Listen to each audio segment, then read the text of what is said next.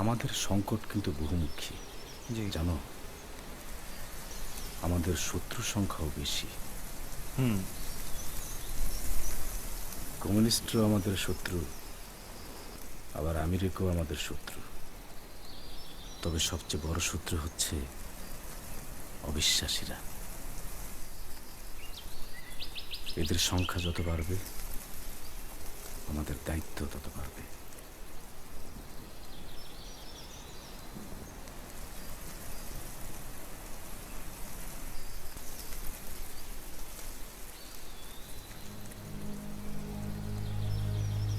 কিন্তু কবির ভাই,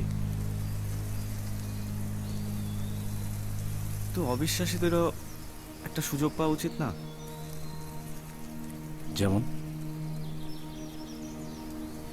এমনও তো হতে পারে ওরা একদিন সঠিক পথে আসবে। দেরি হবে, ধীরে ধীরে হবে, কিন্তু একদিন তো বুঝবে।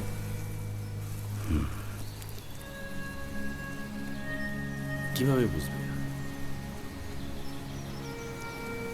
নিজেদের জীবন থেকে, অভিজ্ঞতা থেকে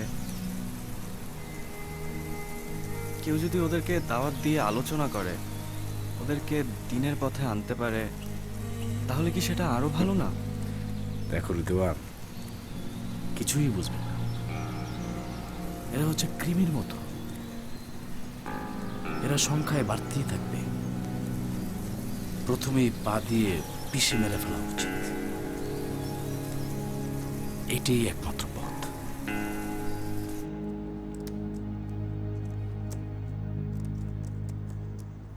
রাশনা, তোর সাথে একটু গসিপ করতে আসলাম। প্রেজেন্টেশন করতেছি বাপ্পা, শেষ করতে হবে। রাখ তো, প্রেজেন্টেশন দিয়ে ঘোরের টিম হবে, আর দুই বোনে মিলে একটু গল্প করি। আচ্ছা, শায়র আসলে কেমন বল না একটু।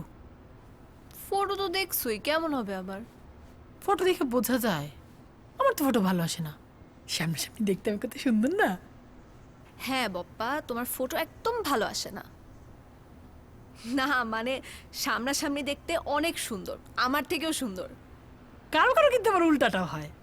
ধর, ফটো তো সুন্দর, আবার সামনাসামনি দেখতে খুব সুন্দর, যেমন তোর কামরুল ভাই। আই, এরকম চেহারা বানাইতি কেন? হ্যাঁ, তোর যখন বিয়ে হবে দেখি শায়রকে তোর কত সুন্দর লাগে, সারাক্ষণ শুধু শায়র শায়র শায়র শায়র করবি। না Bappa, I have better things to do. আচ্ছা বলি না তো, শায়রের ফ্যামিলিটা কেমন?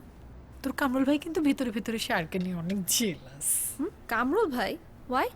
হ্যাঁ, আমার তো সেদিন তোর ভাইয়া বলতেছে যে তোমাদের বাসায় নতুন জামাই আসবে, এখন কি আর আমার আগের মতো খাতির থাকবে? আমি তো শুই না হাসতে হাসতে শেষ। আমি বলছি, তুমি হইলে আমাদের ফ্যামিলির প্রথম জামাই, তোমার জায়গা জীবনেও কেউ কোনোদিন নিতে পারবে না, জীবনেও না। তুমি হলে সবচেয়ে স্পেশাল।